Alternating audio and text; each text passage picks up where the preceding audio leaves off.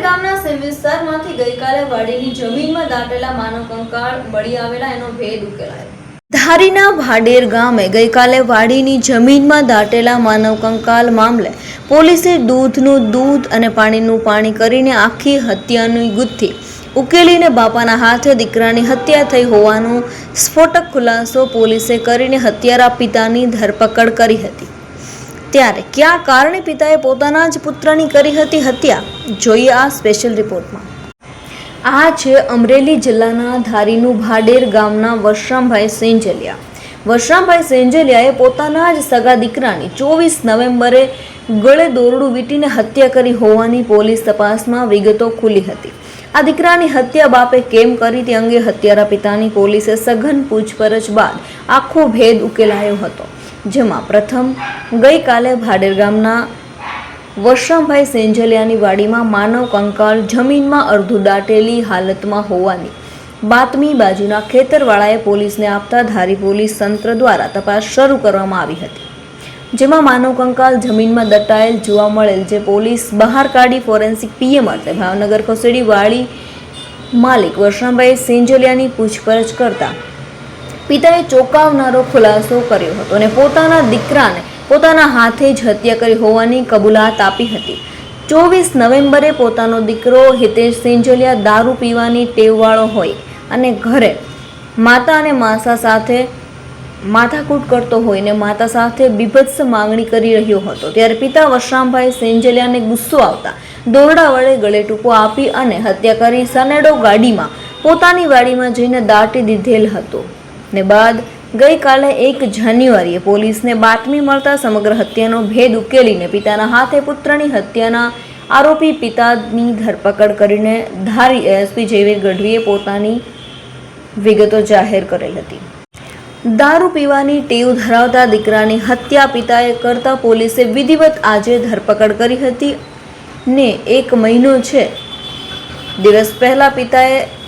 કરેલ પુત્રની હત્યાનો ભેદ ધારી પોલીસે ગણતરીની કલાકોમાં ઉકેલ્યો હતો। તારીખ 31/12/2025 ના રોજ ધારી પોલીસ સ્ટેશનમાં કનુભાઈ ભીમભાઈ ચારોલિયા દ્વારા ટેલિફોનિક માહિતી આપવામાં આવેલી હતી કે તેમના જે ખેતર છે એની બાજુના ખેતરમાં એક માનવ કંકાલ દેખાઈ રહ્યું છે, જેની વર્દી મળતા જે ધારી પોલીસ સ્ટેશનના સ્ટાફ છે તાત્કાલિક ઘટના સ્થળે પહોંચેલા હતા અને તેમને અડધી દાટેલી હાલતમાં એક માનવ કંકાળ મળેલું હતું। આના વિશે જ્યારે વધારે પૂછપરછ કરી તો એ માનવ કંકાળ છે એ વશરામભાઈ શામજીભાઈ સેંજલિયાની વાડીમાં મળેલું હતું। વશરામભાઈ સેંજલિયાને જ્યારે પૂછપરછ કરવામાં આવી તેમના પરિવારના સભ્યો અને આના વિશે, તો તેમના દ્વારા જણાવવામાં આવેલું કે તેમના પરિવારમાં એક મોટો દીકરો છે અને એ પોતે જે રાજકોટ રહે છે અને તે પોતાના નાના દીકરા સાથે રહે છે। એમને જ્યારે એમના નાના દીકરાના ક્યાં છે એના વિશે પૂછપરછ કરવામાં આવી ત્યારે એમના દ્વારા કોઈ યોગ્ય જવાબ આપવામાં ન આવ્યું હતું અને ફેરવીને વાતો કરવામાં આવી હતી તેમના દ્વારા। પોલીસે જ્યારે એમની સઘન પૂછપરછ કરી ત્યારે એમના દ્વારા જણાવવામાં આવ્યું કે તેમનો જે નાનો દીકરો છે હિતેશ એ